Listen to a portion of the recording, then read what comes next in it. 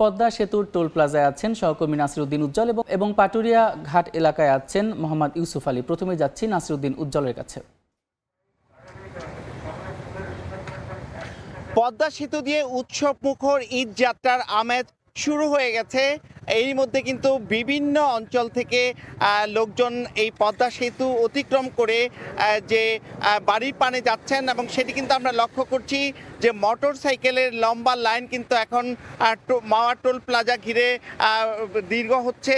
একের পর এক মোটর বাইক আসছে আর সেটি কিন্তু পার হয়ে যাচ্ছে এবং অনেকে কিন্তু পরিবারে বাচ্চা স্ত্রী নিয়ে এই মোটর বাইকে ছুটছেন।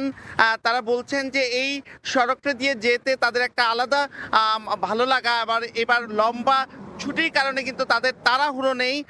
অনেকে কিন্তু সেহরি শেষ করেই ভোরে রাজধানী থেকে রওনা করেছেন এবং সেটি কিন্তু পদ্মা সেতুর মাওয়া প্রান্তে লক্ষ্য করা যাচ্ছে এবং যেটি কয়েক বছর আগেও এখানে যে ফেরি বিড়ম্বনায় মানুষ কষ্টে দিনাতিপাত করতো, এখানে যেই পুরো দিন এবং ঘন্টার পর ঘন্টা অপেক্ষা করতে হতো, অনেক সময় ঈদের জামাত পর্যন্ত এখানে পড়তে হতো, সেটি কিন্তু আর এখন নেই।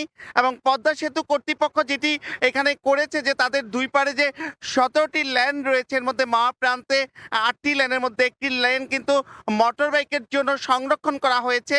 একই সঙ্গে তাদের যে টহল ব্যবস্থা এবং একজন সেতু কর্তৃপক্ষের পরিচালক তিনি কিন্তু সরাসরি এই মনিটরিংয়ে আছেন এবং তাদের যে 4টি পিক আপ রয়েছে তারা কিন্তু টহল দিচ্ছেন অনবরত এবং দ্রুত সময়ের মধ্যে যাতে টোল পরিশোধ করতে পারে সে ব্যাপারে কিন্তু কিছু বিশেষ ব্যবস্থা নেওয়া হয়েছে। আর ইটিসি সিস্টেম যেটি দুই পারে দুটি লেন রয়েছে সেটিও কিন্তু চালু করার চেষ্টা করছেন, তবে তারা আশা করছেন খুব শীঘ্রই এটা পাবলিক করা যাবে। এখন কিন্তু পাইলট প্রকল্প চলছে, যেসব গাড়িগুলো তাদের নিজস্ব রয়েছে তাদের কিন্তু এই ইটিসি সিস্টেমের সুযোগ রয়েছে, সেজন্য সেই লেনে পারাপার হচ্ছে। আর যেহেতু সেখানে টাকা লেনদেনের কোনো সুযোগ নেই সেই কারণে কিন্তু সেই লেনটি ব্যবহার করা যাচ্ছে না। বাকি সবগুলো লেন দিয়ে কিন্তু ট্রাক, মাইক্রোবাস এবং মিনি বাস সহ নানা রকম যান দ্রুত পারাপার হচ্ছে।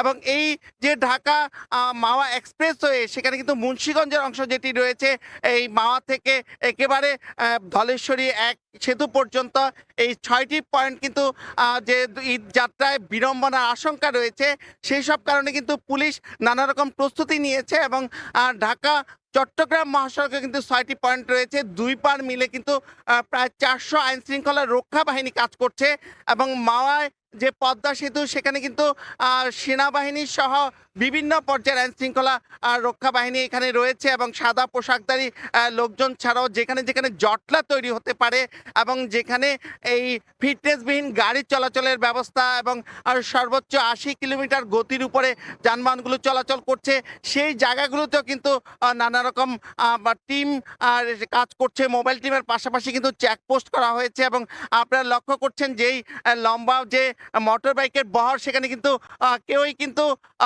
এখানে যে হেলমেট ছাড়া এবং তাদের যে নিয়ম কানুন আছে সেই নিয়ম কানুনগুলো ফলো করে কিন্তু পার হতে হচ্ছে এবং তারা বলছেন যে এই যে এই পদ্মা সেতুর যে টোল প্লাজায় সেখানে কিন্তু প্রায় 20,000-এরও বেশি যান গেল 24 ঘন্টায় পারাপার হয়েছে, সেটি কিন্তু আরও দিন দিন আরও বাড়তে শুরু করেছে এবং এই পরিস্থিতি এভাবে কিন্তু তারা চাচ্ছেন যে নির্বিঘ্নে ঈদযাত্রা সম্পূর্ণ করতে। তো এই ছিল আমার কাছে এই মাওয়া থেকে পদ্মা সেতুর ঈদযাত্রা সবশেষ। আমরা যাব পাটুরিয়ার খবর জানতে, সেখানে রয়েছেন সহকর্মী ইউসুফ।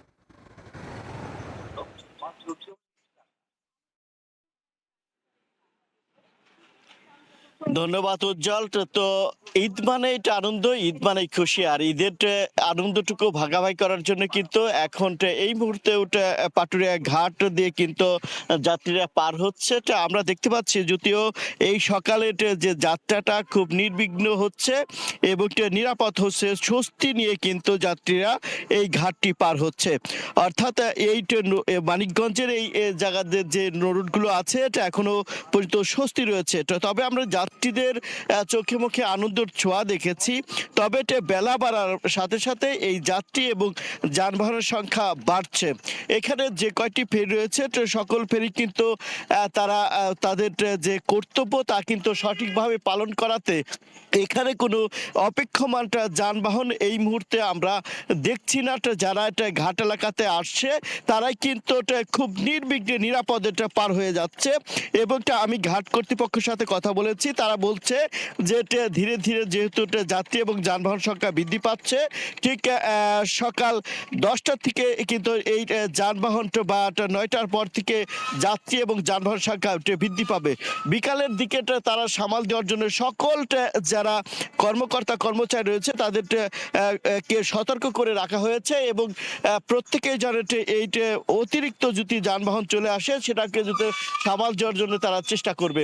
এদিকে বিআইডব্লিউটিসি এবং কি নৌ পরিবহন মন্ত্রণালয়ের সাথে আমি যারা কর্মকর্তা রয়েছে তাদের সাথে কথা বলেছি, তারা বলছে বলে এই যে মানুষের যে স্বস্তি নিয়ে যারা যেতে পারে সেই জন্য তারা কিন্তু অবিরাম চেষ্টা করছে। এছাড়াও কিন্তু আমরা দেখছি আজকে সকাল থেকেই যে যারা কাটা যানবাহনের যাত্রী তার চাইতে কিন্তু সবচাইতে বেশি রয়েছে যারা বাইক নিয়ে আসছে। তো বাইকের যে দূরত্ব তা কিন্তু সবচাইতে বেশি রয়েছে। প্রত্যেকটা ফেরিতে কমপক্ষে 50 থেকে 60 কখনো কখনো শতাধিক কিন্তু বাইকও চলে যাচ্ছে। তবে যতই বেলা এবং সময় বাড়ছে সাথে সাথে কিন্তু যাত্রী এবং যানবাহন সংখ্যাটা বৃদ্ধি পেলেও যারা এখানে বাস যাত্রীর সংখ্যা একটু কম আমরা দেখতে পাচ্ছি। যারা সকালের দিকে রওনা হয়েছে তারাই কিন্তু এখানে বেশি এসেছে এবং কি সেহরির পর থেকে যারা এসেছে তারা ঘাট এলাকায় পৌঁছে গিয়েছে।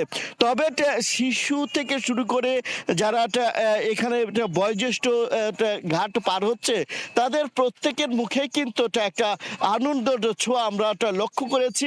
এবং সেই ক্ষেত্রে কিন্তু আপনারা তো দেখছেনই আসলে প্রচুর পরিমাণে বাইক কিন্তু আজকে এই ঘাট এলাকা পার হচ্ছে। যদিও বাস বা অন্যান্য যানবাহন সংখ্যা একটু কম রয়েছে, প্রাইভেট কারও সংখ্যা কম রয়েছে, তবে কাটা গাড়ির সংখ্যা যাত্রীদের আমরা একটা কম লক্ষ্য করছি। সবচাইতে বাইকের যে যাত্রী এই সংখ্যাটাই ধীরে ধীরে বৃদ্ধি পাচ্ছে।